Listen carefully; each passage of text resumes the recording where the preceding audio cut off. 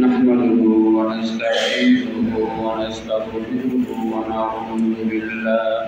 ونعوذ بالله من شرور أنفسنا ومن سيئات أعمالنا من يهده الله فلا مضل له ومن يضلل فلا هادي له ونشهد أن لا إله إلا الله وحده لا شريك له ونشهد أن سيدنا وحبيبنا وأسوتنا وشفيعنا محمدا عبد الله ورسوله فقد قال الله تعالى في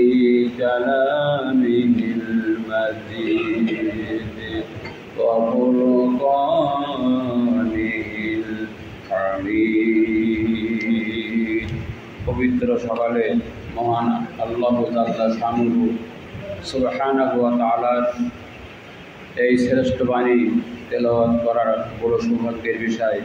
এজন্যে আমরা আল্লাহর কালামের মাহাত্ম্য তার বড়ত্বের দিকে লক্ষ্য রেখে আমরা বিরান করে পড়ি আউযু বিল্লাহি মিনাশ শাইতানির রাজিম বিসমিল্লাহির রহমানির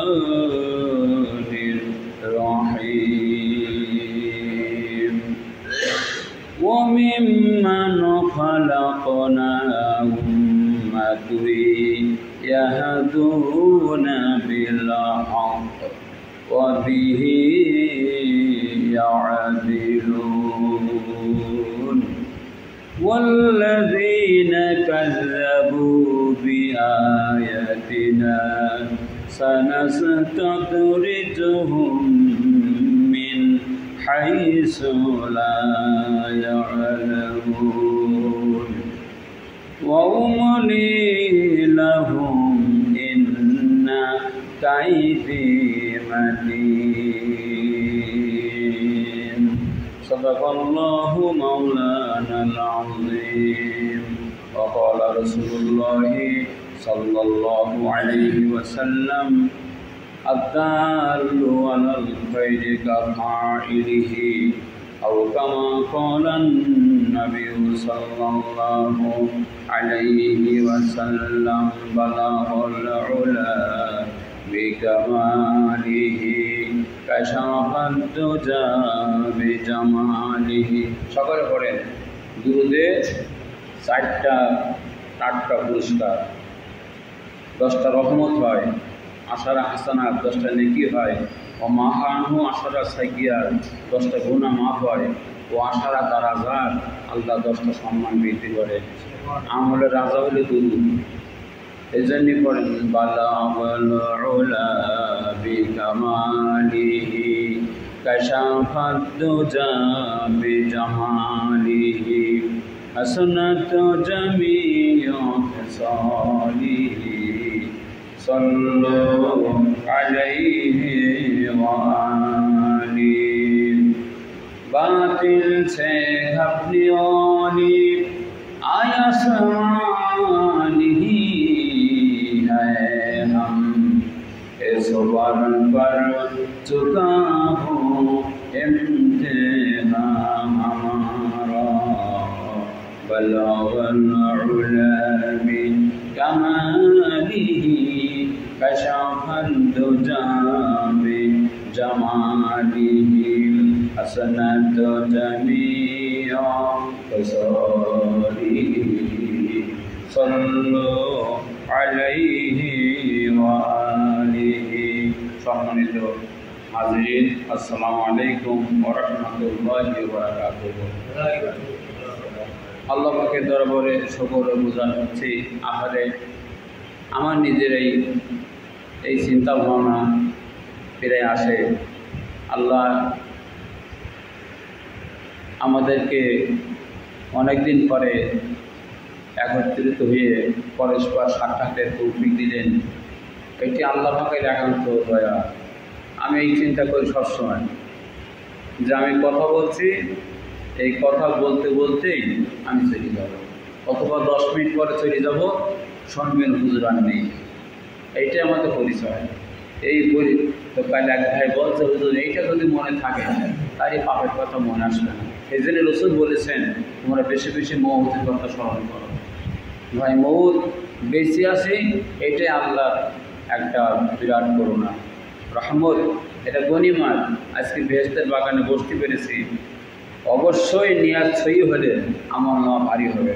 কিন্তু যারা চলে গেছে আর কিয়ামত আগ পর্যন্ত এই মসজিদে, এই বেহেশতের বাগানে আর আসতে পারবে?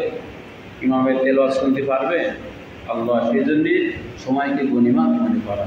তো যে আল্লাহ আমাদের এই হায়াতকে বাঁচায় রাখলেন এবং আল্লাহর মহান ফরজ 2 রাকাত নামাজ পড়ার মাধ্যমে পবিত্র কোরআনে কারিমের এই বেহেশতি বাগানে আমাদেরকে কবুল করলেন। সেজন্য আমরা সকলে বলি আলহামদুলিল্লাহ। রব্বানা লাকাল হামদ হামদান কাসীরান তাইয়্যিবান মুবারাকান ফীহি। এই যে আমরা যখন নফল নামাজ পড়ি, এগুলো আস্তে আস্তে আমরা শিখব। আরও প্রশংসা আছে, আল্লাহুম্মা লাকাল হামদ মিলাস সামাওয়াতি ওয়া মিলাল আরদি ওয়া মা বাইনাহুমা ওয়া মিলা মা শি'তা মিন বা'দু। প্রশংসায় আমাদের জীবন ভরপুর, কারণ আমরা আমাদের নিজস্ব কোনো কিছু বলি নেই, সব কাজ আল্লাহ। এই জন্য বেশি বেশি প্রশংসা করা। তো আসুন আমরা, আমার কথা বুঝতে পারছেন, যেখান থেকে আমরা কোরআনে কারিম তেলাওয়াত করেছি এক অর্থ শুনি। وَمِمَّنْ خَلَقْنَا أُمَّةً يَهْدُونَ بِالْحَقِّ। আল্লাহ পাক বলেন, সাইয়্যিদুনা মূসা আলাইহিস সালামের কওমের ভিতরে, জাতির ভিতরে, কওমের ভিতরে একজন লোক ছিল, এরা ইয়াহদুনা বিল হক, বলেন সুবহানাল্লাহ, সত্য অনুসারে তারা নিজেরাই জীবনযাপন করত। অবিহি ইয়াদিলুন, এই সত্য অনুসারে, ইনসাফ অনুসারে মানুষের ভিতরে বিতর্কিত, যেটা আমরা আমাদের ভাষায় বলি ঝঞ্ঝাট গণ্ডগোল। মানুষের ভিতরে ঝঞ্ঝাট গণ্ডগোল হলে তারা কোরআনের ইনসাফ ভিত্তিক ফায়সালা করতেন, ন্যায় বিচার ভিত্তিক ফায়সালা করতেন। তাফসীরে মারুফুল কোরআনের ভিতরে স্পষ্ট দেখেছি, গোটা দুনিয়ায় শান্তি এবং স্বস্তি রক্ষার গ্যারান্টি হলো ন্যায় বিচার, ইনসাফ যদি হয়। তাহলে আজকে যে আমি পরে তাফসীর শুনবেন, যে জিনিসটা ঘটে গেল যা কল্পনাও করা যায়নি, কত জীবন ঝরে গেল, কেন? একটা অন্যায্য দাবির কারণে। বলেন সেই তো আবার ঠিকই জায়গা মতো এসে গেল, কিন্তু যে জীবনগুলো ছড়িয়ে গেল এই আক্ষেপ আর এই ক্ষোভ, বাপ মা পিতা মাতা বা যারা এতে সুস্থ মস্তিষ্কের অধিকারী, এগুলো দিলে ধাক্কা দেয়। তো সেই জন্যে আমরা তাফসীর শুনবো, অবিহি ইয়াদিলুন, নিজেরা সত্যের অনুসারী ছিল এবং সত্য ইনসাফ অনুসারে তারা জাতির ভিতরে বিচার করত। এটা সুন্দর ঘটনা আছে, আমরা শুনবো। আল্লাযীনা কাযযাবু বিআয়াতিনা, আর যারা আমার আয়াতগুলি, আল্লাহর বিধিবিধান, আল্লাহর অনুশাসন, আল্লাহর কি শরিয়াতি জীবন ব্যবস্থা যারা কি করে অস্বীকার করে। দেখেন কি সুন্দর কথা, আমি পরে ঠিকানা বলছি, সূরা আরাফ আয়াত নাম্বার সব পরে বলে দিচ্ছি, আয়াত নাম্বার বলি দেই, 81, 82, 83। আল্লাহ পাক বলেন, যারা আমার বিধিবিধান, আল্লাহর আইন কানুন অস্বীকার করে, সানাস্তাদরিজুহুম, আমি তাদের একটু ঢেলা দেই, কি দেই? ঢিল দেই, ঢিল, 100 ভিতরে 100, মিন হাইসু লা ইয়ালামুন, ওরা বুঝতে পারে না, মনে করছে কি যা করছে তাই হচ্ছে ভয়। এই জন্য কোরআন পড়লে মানুষ পরিবর্তন হতে বাধ্য। আমার হাতে ক্ষমতা আছে, সম্পদ আছে, আমি তো যা করি তাই হয়।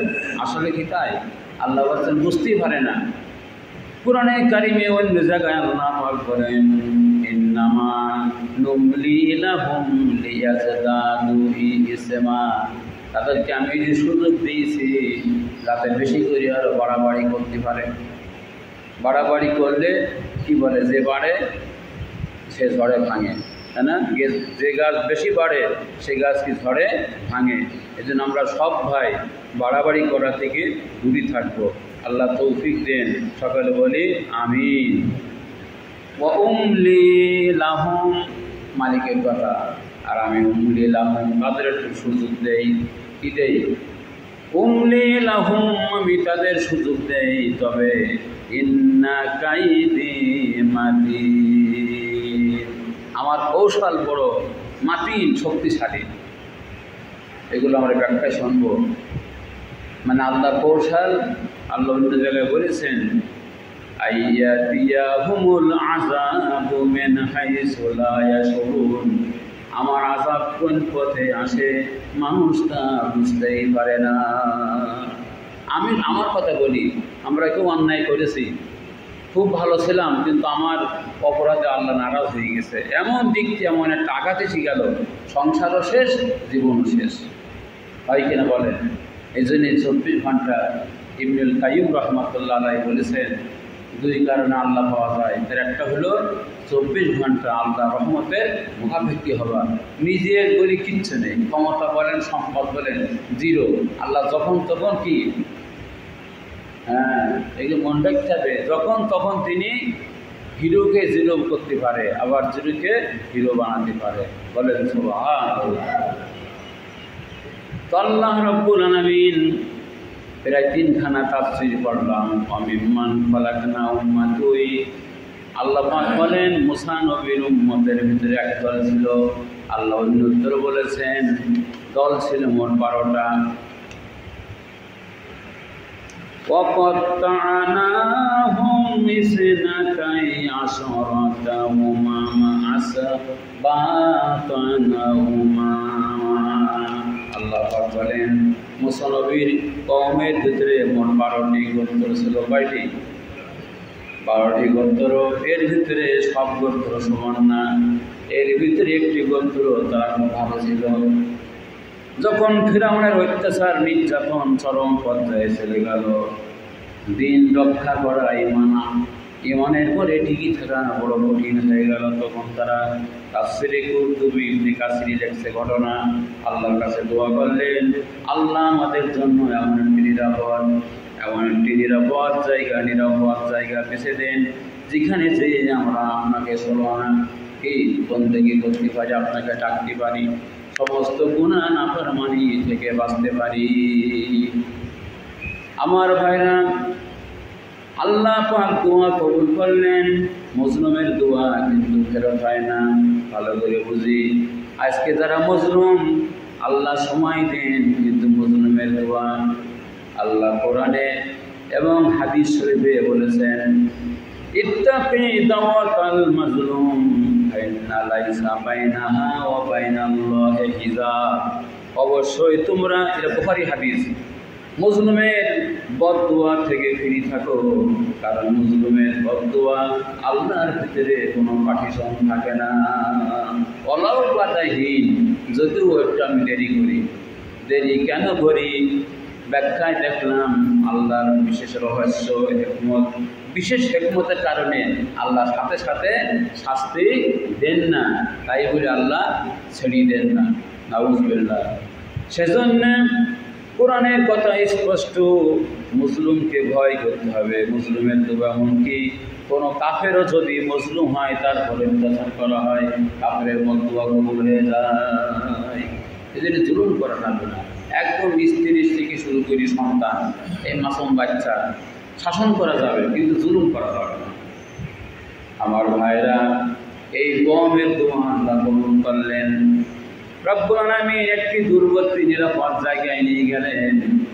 এই কওম বড় সৌভাগ্যবান, এই কওম জাতি বড় সৌভাগ্যবান ছিল। তারা মুসা নবী আলাইহিস সালামের খাঁটি উম্মত ছিল, মুসা নবীর দিন তারা মেনে চলত। কিন্তু একটা পর্যায়ে যখন দিন মানা কঠিন হয়ে গেল, নিরাপদ জায়গায় আল্লাহ নিয়ে গেলেন। এই মানুষগুলি সেখানে বসবাস করত। মেরাজের রাত্রে, মেরাজের রাত্রি আল্লাহ রাব্বুল আলামিন মহান ক্ষমতার মালিক। সেই জন্য আমি সব জায়গায় বলি, আজকে এর ক্ষমতা ওর ক্ষমতা, এ ক্ষমতাবান ও ক্ষমতাবান, এর এত শক্তি ওর এত শক্তি, সে দেশ হোক আর বিদেশ হোক, আল্লাহর কসম সবচেয়ে বড় মহাশক্তিধর হচ্ছে আমার আল্লাহ। ঠিক না বেঠি? আল্লাহর শক্তি এর কোনো তুলনা আছে? আহা, ওর তো নমরুদ ফেরাউন কোথায় চলে গেছে। এই ভয়টা রাখবেন, কারোর কোনো ক্ষমতা, কোনো প্রভাব প্রতিপত্তি অতক্ষণ পর্যন্ত থাকে যতক্ষণ আল্লাহ রাখে। যখন আল্লাহর বাজেট হয় তখন আর তার ক্ষমতা বলে কিছুই থাকে না। ভারতের মহাত্মা গান্ধী নিজের বডিগার্ডে শেষ হয়ে গেল। জগতে বহু ঘটনা আল্লাহ দেখাই দিয়েছেন। উলিল আবসার, তাদের অন্তর্দৃষ্টি খুলে গেছে, তারা এগুলো দেখে শিক্ষা নেয় আর নিজের জীবনকে সেভাবে তারা সংযত হয়ে কী করে, চালায়। আল্লাহ যেন আমাদেরকে এর থেকে শিক্ষা নেওয়ার তৌফিক দান করেন। এবার ওখানে তারা বসবাস করতে লাগলো। আল্লাহর হাবিব সাল্লাল্লাহু আলাইহি ওয়াসাল্লাম মেরাজের রাত্রে গেলেন। আল্লাহর কুদরতে নবী আল্লাহ নবীকে ওই কওমের কাছে নিয়ে গেলেন। বলেন সুবহানাল্লাহ। ওই কওম সৌভাগ্যবান মুসা নবী আলাইহিস সালামের পরে ঈমান এনেছিল। আবার আল্লাহ নবী যখন ওখানে গেলেন, মহানবী সাল্লাল্লাহু আলাইহি ওয়াসাল্লামের পরে ঈমান আনলেন। কি পড়লেন? লা ইলাহা ইল্লাল্লাহু মুহাম্মাদুর রাসূলুল্লাহ। আল্লাহ নবীজি তাদের নবীজির পরে ঈমান আনার পরে নবীজি কয়েকটা প্রশ্ন করলেন। সবগুলো হয়তো এখানে বলা যাবে না। নবীজি বললেন, তোমরা এখানে বসবাস করো, তোমাদের কি মাপ যোগ, কথা বুঝতে পারছেন কিনা? ওই যে আমরা যখন ধান হয় বা যখন ফসল হয়, আর মাপ যোগ করি না, মাপি না, আমাদের এলাকায় বলে পালি, আবার ওই ধামা, এরকম আছে না, ওজন আছে না? হ্যাঁ, জি ওই থাক। আল্লাহর হাবিব সাল্লাল্লাহু আলাইহি ওয়াসাল্লাম বলেন, তোমাদের মাপ জোপের কোনো ব্যবস্থা আছে কিনা? দেখেন আল্লাহর কুদরত। বললেন না, আমাদের মাপ জোপের কোনো ব্যবস্থা নেই। শান্তি ঘনে বলে 2 মিনিট বসেন, এই শুনি যান। তো বলিলেন একটি বিস্ময়কর একটা কাহিনী, আমাদের মাপ জোপের কোনো ব্যবস্থা নেই, আমরা কি করি? এ যারা আমাদের ভিতরে ভাইরা যারা মালয়েশিয়ায় থাকেন, আমি শুনেছি, তারা পরস্পর দেখা হলে এই মুসাফা করে, মসজিদে এসে কী করে, মুসাফা করে। এগুলো শান্তি এবং গুনাহ মাফের একটা বড় উপায়। তো বললেন, আমরা মাপ জপের আমাদের ব্যবস্থা নেই। আল্লাহ রসুল সাল্লাল্লাহু আলাইহি ওয়াসাল্লাম বললেন, তাহলে তোমরা কী করো? বললেন, আমরা ফসল কেটে এক জায়গায় সব স্তূপ করি, এক জায়গায় স্তূপ করি। শোনো, যার মতো যার যা দরকার স্তূপ থেকে, সেই মালের স্তূপ থেকে সে নিয়ে চলে যায়, আমাদের কোনো গণ্ডগোল হয় না। সুবহানাল্লাহ পড়ে। আল্লাহ নবীজি এরপরে প্রশ্ন করলেন, আহারে অনেকগুলি প্রশ্ন করলেন। বললেন, তোমাদের বাড়ির সামনে কবর কেন? প্রত্যেকের বাড়ির সামনে কবর। আল্লাহু আকবার বলেন। এই জন্যে কবর রেখে দিয়েছি, যাতে করে আমাদের দুবেলা মওতের স্মরণ হয়। সুবহানাল্লাহ পড়ে। এই জন্যে বিশ্বনবী বলেছেন, জুরুল কুবুরা ফাইন্নাহা তুযাক্কিরুল মাউত। এই তাফসীর শেষ করে আজকে দিনে 2 জায়গায় কবর জিয়ারত করব নিয়ে একটা বলি ফেলেছি। আল্লাহর হাবিব বলেছেন, তোমরা কবরের ধারে যাও, কবর জিয়ারত করো, কারণ কবর জিয়ারত করলে আখিরাতের কথা তোমাদের মনে পড়বে। এই কবর কোনো সাংঘাতিক জিনিস। আল্লাহ নবী 3 নম্বর জান্নাতি সাহাবী, যিনি এই দুনিয়ায় জীবিত অবস্থায় আল্লাহ নবীর পবিত্র হাতে টাটকা ভেস্তের সার্টিফিকেট পেয়েছিলেন। সার্টিফিকেট কি পেয়েছিলেন? জান্নাতের সার্টিফিকেট পেয়েছিলেন। তিনি উসমান জিন্নুরাইন, দুই নূরের দুই জ্যোতির অধিকারী। তিনি যখন ইজা ওয়াকাফাল কবরে, আজ কোথায় চলে গেছি, যখন কবরের ধারে যখন দাঁড়াতেন, রুব্বা লাইয়াতাহু, চোখের পানি পড়ে পড়ে দাড়ি ভিজে যেত, এমন রেওয়ায়ত আছে জামা পর্যন্ত চোখের পানিতে ভিজে যেত। সেই ইমান আর আমাদের সেই ইমান আজকে কি আসমান জমিন ফারাক। কবর দেখে কান্না করির কথা, আমার দুঃখ লাগে নিজের মা জননী আব্বাজানকে কবরে মাটি দিল, কলিজার টুকরো সন্তানকে মাটি দিল, ওর মনের ভিতরেও দেখেছি অনেকের একটু পরিবর্তন হয় না। আল্লাহ এই কবর ইব্রাহিম বিন আদহাম বলখি রহমাহুল্লাহ বলেছেন, আমি আরবিতে পড়েছি, তিনি বলেছেন 10টি কারণে দোয়া কবুল হয় না।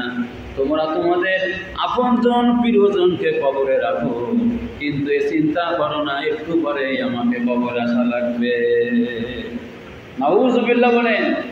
আজকে মন্ত্রী বলেন, প্রধানমন্ত্রী বলেন, সবাই যদি চিন্তা করত আমি আজকে এত কিছু করি, একটু পরে মৌত হবে, আর মৌতের পরে আমার কবরে যেতে হবে অসহায় নিঃস্ব অবস্থায়, আল্লাহ বাদে সেখানে কেউ কি দেখার থাকবে না, কারোর কিছু করার ক্ষমতা কবরের ভিতরে থাকবে না। কোন বডিগার্ড যাবে?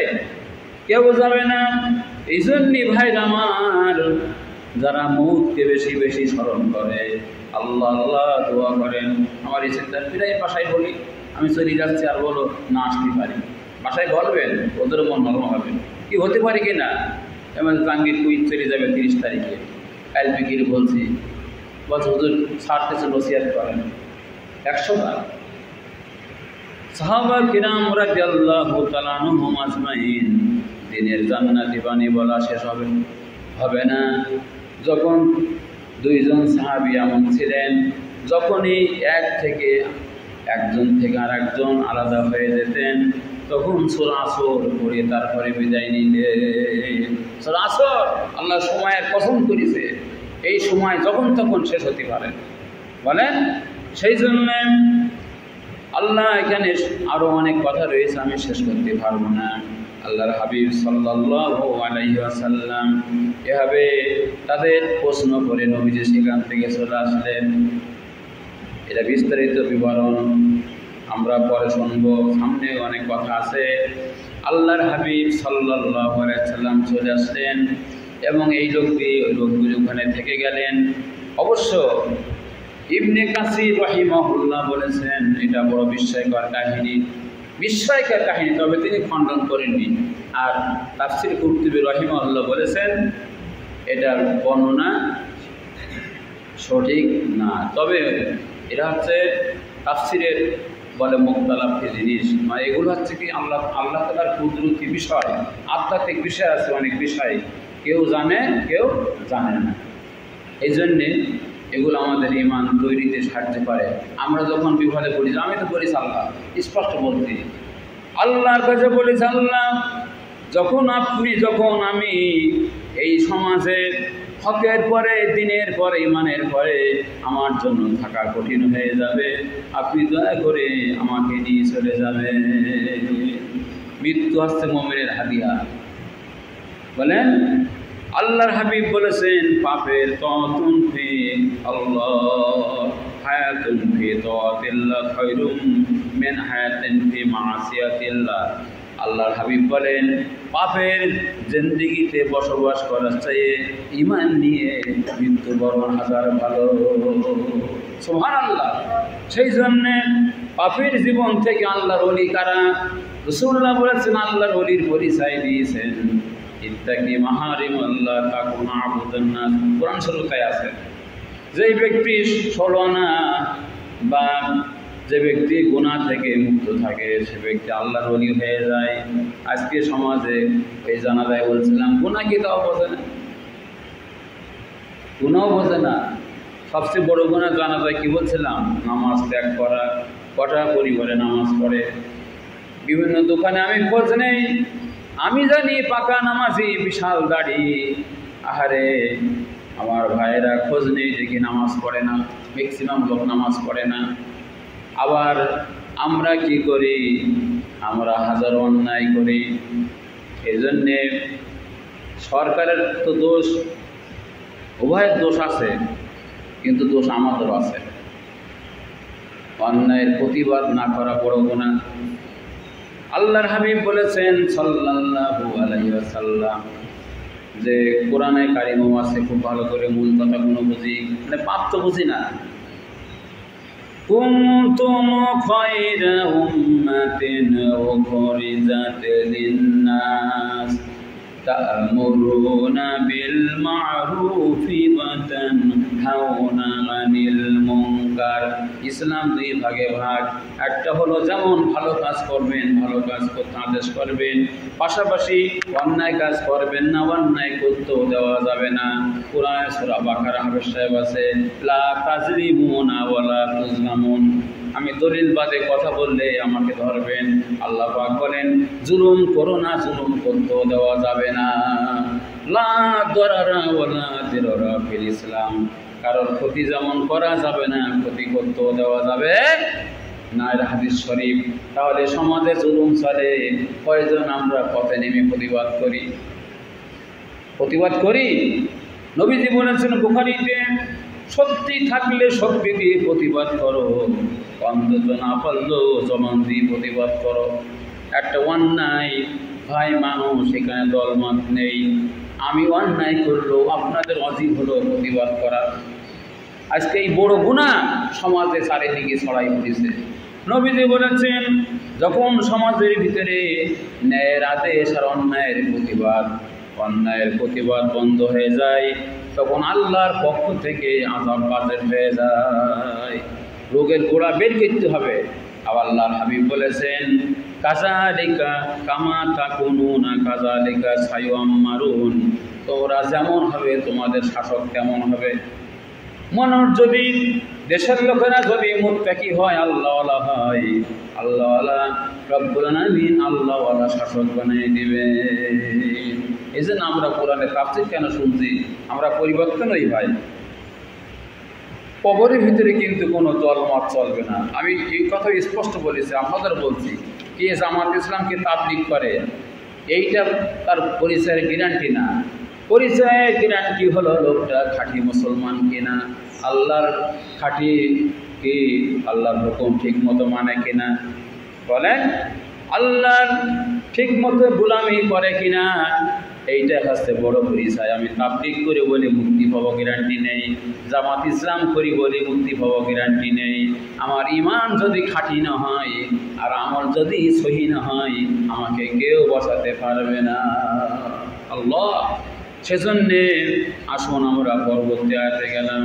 আল্লাহ পাক বলছেন, প্রথম আয়াতে গেল কি করতে হবে, আপনার মৃত্যু স্মরণ আর সমস্ত গুনাহ থেকে ফ্রি থাকা। তারা কোনো গুনাহ করত না। সেই গুনাহ থেকে আগে মসজিদে বলছিলাম স্পষ্ট আয়াত রয়েছে যে আগে গুনাহ ত্যাগ করো, তারপরে আমল করো। তো গুনার ভিতরে আপনার কত কথা, নামাজ ত্যাগ করা গুনাহ, অন্যায়ের প্রতিবাদ না করা গুনাহ। এরপর আর একটা বড় গুনাহ আছে, ইবাদত এবং দুয়া কবুলের শর্ত 5টা। 1 নম্বর হচ্ছে হালাল রুজি। 1 নম্বর হালাল রুজি। আপনি টাকায় দেখেন দিন, আমার কথা খারাপ লাগবে, আজকে যেসব লোকের চাকরি নেই, বাকরি নেই, তাদের বাড়ি ঘর দেখেন, লক্ষ লক্ষ কোটি কোটি টাকার বাড়ি। কি সিরাজুল ভাই, কোনো দলমত নেই, এই টাকা পেলে কোথায়? আল্লাহ নবীজি বলেছেন আল খিয়ানাতু তাজরুল ফাকর। হাদিস শরীফ শোনায় গেলাম, আমার সঙ্গে দেখা না হতে পারে, তবে আমার কথাগুলো কেউ শোনে না, আমার মালিক শোনে, ফেরেশতারা লেখে। আল্লাহর হাবিব বলেছেন যেই জমিনে খেয়ানত হয় সেখানে আল্লাহ অভাব অনটন চাপায়ে দেন। কি আল্লাহ, মাঝখানে বললাম তরকারির বাজার এত গরম হয়ে গেল, তরকারি কেনার আগে দোয়া ইউনুস নিতে হবে, লা ইলাহা ইল্লা আনতা সুবহানাকা ইন্নী কুনতু মিনাজ জালিমিন। যদি বেগুন 100 টাকা হয়, ঝাল যদি 400 টাকা হয়, আমাদের মতো লোকের পক্ষে বলেন মাথা গরম হয় কিনা? আবার গ্যাসে কি বিদ্যুতের দাম বেশি, এটা কালি বিদ্যুৎ উঠিছে আমার 2100 কত টাকা। বলেন যে সোজা কথায় 1 মাসে যদি 2100 কত টাকা বিদ্যুৎ বিল ওঠে, ছেলে মেয়ের পড়া আছে, জামা কাপড় কিনা আছে, রোগ শোক আছে। আল্লাহর হাবিব এবং আল্লাহ যে কথা বলেছেন 100-র ভিতরে 100, আর সমাজ খেয়ানতে ভরে গেছে। বলেন আল্লাহ তাআলা এই গজব থেকে আমাদের রক্ষা করুন, বলি আমিন। এরপরে কি হলো, আল্লাহ পাক বলেন এভাবে করে ওয়াল্লাযিনা কাযযাবু বিআয়াতিনা, কি কঠিন কথা। এভাবে যারা আমার বিধিবিধান আইন কানুন মানে না, আপনারা মনে করছেন আমরা ভালো আছি না, সানাস্তাদরিজুহুম মিন হাইসু লা ইয়ালামুন। আমার বিধিবিধান যারা মানে না, আমি একটু ছাড় দেই, আল্লাহ ছাড় দেয় কিন্তু ছেড়ে দেয় না। ভালো করে মনে রাখেন, কিন্তু এই দুনিয়ায় হিটলার সহ আমাদের সাদ্দাম, তাই না, বহু মানুষ এইরকম কী করেছে, জুলুম করেছে, কিন্তু একটা পর্যায়ে তাদের খুবই নিকৃষ্ট মৃত্যু হয়েছে। বলেন আপনি চোখের সামনে দেখেন, আল্লাহর ওলি যারা, নেককার বান্দা যারা সম্মানের সঙ্গে মৃত্যু হয়েছে, মউতের আগে জান্নাতি হাসি হেসে গেছেন। এই মৃত্যু হয়, জ্বরে মৃত্যু, আর এমনি আপনার একটু মৃত্যুর আগে জান্নাতি হাসি, শহীদের মৃত্যু, দেখি এক সমান হয়? আল্লাহর ওলি নেককার বান্দাদের মৃত্যুতে মানুষ কান্দে, হাত তুলে দোয়া করে, কিন্তু কোনো জালেমের মৃত্যু হলে মানুষ কিন্তু সেটা কি বলে বেঁচে গেছি। ধর আপনাদের ইসলামপুরে 2 জন আছে মস্তান, মানুষের অতিষ্ঠ করে গেছে, তাই না, তখন মরে গেলে কি বলে, আল্লাহ বাঁচাই চাই বলে। আরে ভাই, আমি কি জীবন চান? আল্লাহর কসম, আমার কোনো দল মত নেই। আমি ওই যে কথা বললাম কি আমলিগ বিএনপি, এটা বড় কথা না, তুমি খাঁটি মুসলমান কিনা সেইটাকে দেখা দরকার। কাল আকিজ মসজিদে বলেছি, কলেমা আমরা পড়ি, কলেমার দাবি কি? একদল ভাই বলেন ওটাও ঠিক আছে, যে আল্লাহ মাখলুক থেকে কিছু হয় না, আল্লাহ থেকে হয়। তবে আমি যা পড়েছি কিতাবে, ইলাহ মানে মাবুদ, অর্থাৎ লা ইলাহা এর দাবি হলো, তারা ইমাম সাহেব আলেম ওলামা এদের এই কথাগুলো বেশি বলার দরকার। লা ইলাহা ইল্লাল্লাহ মানে আল্লাহ ছাড়া কারোর কথা শুনবো না, কারোর কথা মানবো না। বলেন এই কলেমার দাবি কি সমাজে চালু আছে? আছে? ওরে মানুষের ভয় আল্লাহ বলছে কেটে কি হবে না, কেটে কি হবে না, ওরে কেটে কি হবে মানে তোমার ইমানে ঘাটতি, আমার মালিকের ফায়সালা বাদে কিছু হবে। আল্লাহর ফায়সালা যদি আমার শহীদ থাকে, আমি তো শহীদের জন্য দোয়া চাই। এই জীবনে এই জগতে সবচেয়ে শ্রেষ্ঠ মৃত্যু শহীদের মৃত্যু। বলেন সুবহানাল্লাহ। নবী পর্যন্ত 4 বার, বুখারী হাদিসে 4 বার রাসূল শহীদের মৃত্যুর কামনা করেছে। ওমর ফারুক রাদিয়াল্লাহু তাআলা আনহু শহীদের মৃত্যু কামনা করেছেন। বড় বড় মুজাদ্দিদ আল বেসানি রহমাতুল্লাহ আলাইহি জেল খেটেছেন। আবু হানিফা, ইমাম শাফি, সব ইমামরা জেল খেটেছেন। এমনকি ইমাম আবু হানিফা, এদিন ভাই বলছিলেন সিরাজুল ভাই, ইমাম আবু হানিফা ইমামে আজম, এত বড় ইমাম, তিনি বলেছেন আমি যদি 2 বছর ইমাম জাফর সাদেকের সঙ্গে যদি আমার সহবাত না হতো, আমি আবু হানিফা এই পর্যন্ত আসতে পারতাম না। সেই ওনার উস্তাদ ইমাম জাফর সাদেককে দড়ি দিয়ে হাত পা বেঁধে, আল্লাহ বড় করুণ অবস্থায় হ্যান্ডকাপ করে দড়ি দিয়ে তাকে যখন টেনে নেওয়া হচ্ছিল, 2 ধারে লোকের ভিড় পড়ে গেল। ছেলে মেয়েগুলো পেছনে আব্বা আব্বা বলে কান্নাকাটি করছিলেন। শোনেন খেয়াল করে, খুব দামি কথা, ইমাম আবু হানিফার উস্তাদ, আমরা ওখানে সলিমুদ্দি। এই জাহাঙ্গীর ঘুমাচ্ছে নাকি? কথা শেষ করে দেবো, হিসাব করেই শেষ, বেশিক্ষণ আর বলবো না, আমারও একটু বিশ্রাম শরম আছে। কত কঠিন কথা। আবু হানিফা রাহিমাহুল্লাহ উস্তাদ ইমাম জাফর সাদেককে এরকম ধরে নেওয়া হচ্ছে, মাজায় দড়ি, হাতে দড়ি, 2 ধারে লোক পড়ে, লোকের ভিড় পড়ে গেছে। ভাইরা আমার, পিছন থেকে ছেলে মেয়েগুলো আব্বু আব্বু বলে ডাক দিচ্ছেন। আল্লাহর ওলি যারা, তাদের থেকে শিক্ষা নেন। তিনি বলেন তোমরা এইভাবে আমাকে তোমরা না ডেকে তোমরা ইব্রাহিম ও মা হাজরার কথা মনে করো। সুবহানাল্লাহ। এই জন্য হকের পথে সত্যের পথে যারাই ঠিক থাকে ইস্তেকামত করে আল্লাহ রাব্বুল আলামিন বলেন আমি তাদের দুনিয়াও সফল করি আখিরাতেও সফল করি। সূরা হামিম সেজদা। তা আমি নামাজ কালাম করলাম, আল্লাহ ইবনুল কাইয়িম রাহিমাহুল্লাহ এটা আলোচনা করছিলাম, সেখানে মুফতি সাহেব ছিলেন, তো হাঁ করে শুনছে, কিতাব করতে হবে। ইবনুল কাইয়িম এত বড় আলেম আর হবে না, ইবনুল কাইয়িম আর জৌজি রাহিমাহুল্লাহ তিনি লিখেছেন তার কিতাবে নামাজের স্তর 5টা। জামাত ইসলাম তবলিগ কি হবে? নামাজের স্তর 5টা। একটা নামাজে কি জাহান্নামে নিয়ে যায়। নামাজ পড়ে তারপর কোথায় যাবে? জাহান্নামে যাবে। 5টা স্তরে আমার বলার সময় নাই, দুটো আমি 4 নম্বর আর 5 নম্বরটা বলে যাই। আর 4 নম্বর হলো ওই নামাজি নামাজ পড়ার সময় দিলকে খালি করে, দুনিয়া থেকে দিলকে খালি করে, দুনিয়া থেকে দিলকে খালি করে, কিন্তু শয়তানের ধোঁকা আসে মাঝে মাঝে। শয়তানের ধোঁকা আসার সাথে সাথে সে সমস্ত শক্তি দিয়ে শয়তানের মোকাবেলা করে, এর নামাজ কবুল হবে।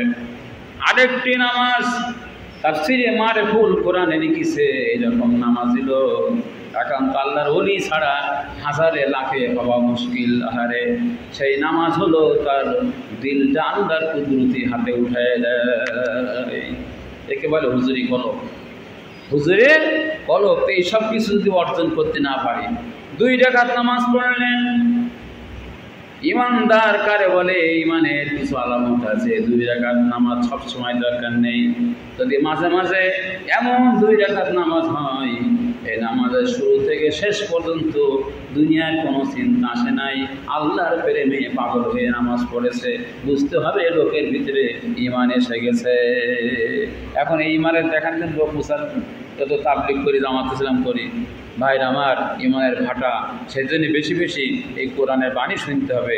আল্লাহর বিধিবিধানের ভিতরে হাজারো বিধান, তার ভিতরে একটা বড় বিধান কি? নামাজ। নামাজে সহি নেই, আবার নামাজ পড়ে কি করছে? ইন্নাস সালাতা তানহা আনিল ফাহশাই ওয়াল মুনকার। আমার মনটা বড় ছোট হয়ে যায়। এই নামাজ পড়ে কি করছে? নামাজ পড়ে মানুষের পরে কি করে? জুলুম করে, গালি দেয়, স্ত্রী পিটায়, তারপরে ব্যবসায় ফাঁকি দেয়, ওজনে কম দেয়, আর মিথ্যার তো কোনো বালাই নেই। আছে কিনা বলেন? এই নামাজই না, রাসূলুল্লাহ বলেছেন। সেই জন্যে ভাইরা আমার, যা আল্লাহ পাক বলেন, যারা আমার বিধিবিধানকে যারা এভাবে করে অবহেলা করে, অস্বীকার করে, আমি হয়তো মনে করছেন কি ও মদ খাচ্ছে, অনেকে বলে হুজুর ওরা মদ খায়, গুন্ডামি করে, মস্তানি করে, ওদের তো কোনো সমস্যা নেই। আল্লাহ বলছে না, ওরা আমি ঢিল দিয়েছি, বিশেষ হিকমতের কারণ ঢিল দিয়েছি, এইটাই বাস্তব। ভাইরা আমার, কত আসতে বলছি, শারীরিক কারণে। আপনার সন্তান যদি বিয়াদব হয়, কথা বলেও শুনছে না। এই সেদিন এক গার্জেন বলছে, ও কালকে বলছে হুজুর বহু চেষ্টা করেছি, ও আমার কথা শুনলই না। তাই যদি যখন কথা শুনলি নে, তাই বলেছি যা পারিস তাই কর, তোর কপালে দুঃখ আছে। কি আল্লাহর ফায়সালাও তাই, জমিনের যা ফায়সালা আল্লাহরও ফায়সালা।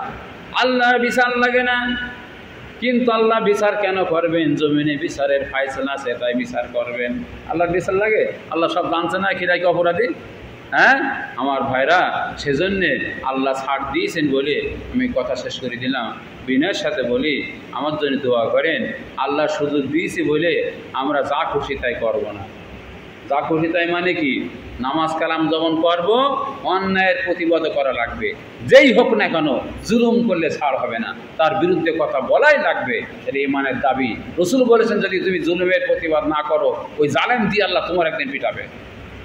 আজকে দেখলাম, এখন তো নেট তো বন্ধ, এই আমাদের দেশে যা হয়েছে, ভারত সহ সিঙ্গাপুর বিভিন্ন দেশে মিছিল হয়েছে। কারণ একটা বিশ্ববিদ্যালয়ে একটা ছাত্র, এই ভাই যে ছেলে যারা আছে, অত্যন্ত মোস্ট মেরিটোরিয়াস, অতি মেধাবী ছাত্র ছাড়া বিশ্ববিদ্যালয়ে চান্স পাওয়া কষ্ট। ও চান্স পাওয়া না। আমার মতন, আমরা ধরেন মধ্যবিত্ত লোক, আমার ছেলে ঢাকা বিশ্ববিদ্যালয়ে পড়াতে চান্স পাওয়াতে গিয়ে কিন্তু কোচিং লেগেছে সেই আমলে 30,000 টাকা, এখন তো ফাইনাল ইয়ারে। তাহলে এইসব সোনার ছেলেগুলো হিরো, এটা গায়ে গুলি করা কোনো সুস্থ বেরোনের কাজ বলেন? যে কোনো হোক। আমি তো আমাদের ওই যে আবুল হোসেন মেম্বার মনে সামনে বলছিলাম, ভাই আমাদের যাদের ইমান আছে একটা করে বেশি কথা বললে পরে মনে খারাপ লাগে, আল্লাহ লোকটা বেশি কথা বললাম, মাফ চেয়ে নে ভাই, মাফ করিয়ে দেবেন। বলেন আরে আপনি একটা মানুষকে মেরিয়ে ফেলবেন কেন, মারবেন কেন? অন্য আরও হাজারো ব্যবস্থা আছে, হাজারো বিদেশে তারপরে আমাদের দেশে হাজারো ব্যবস্থা আছে। আর দ্বিতীয় হচ্ছে একটা আপনার মানুষকে মারলেই সমাধান হয় না, লিখে রাখেন আপনি যারা মেরেছেন, আল্লামা সাইদি ওয়াজ করছিলেন ঈদগাহ ময়দানে, আপনি যে সন্তানের বুক ঝাঁঝরা করেছেন আপনিও রেডি থাকেন, বুকে তেল দেন, আপনারও ওই তেল ওই বুক একদিন গুলি দিয়ে ঝাঁঝরা করা হবে। আল কত্তুবেল কত্তে, আল্লাহ বলেছেন হত্যার বিনিময় হত্যা। এই জন্য মানুষ মেরিয়ে দমন করিয়ে শান্তি আনা যায় না। যে মানুষগুলি চলে গেছে এদের মনে ক্ষোভ নেই, রাগ নেই। আল্লাহ তাআলা আমাদের সুস্থ জ্ঞান আর সুস্থ বুদ্ধি এবং সুস্থ বিবেক দান করুন, আমিন। ওয়াকি দাওয়ানা আলহামদুলিল্লাহি রাব্বিল আলামিন। অনেকদিন পর আসতে পেরে খুশি হলাম, আপনারা মনোযোগ দিয়ে কথাগুলো শুনেছেন। এখন আমরা যেন আমল করতে পারি, আল্লাহ সেই তৌফিক দান করুন। এখন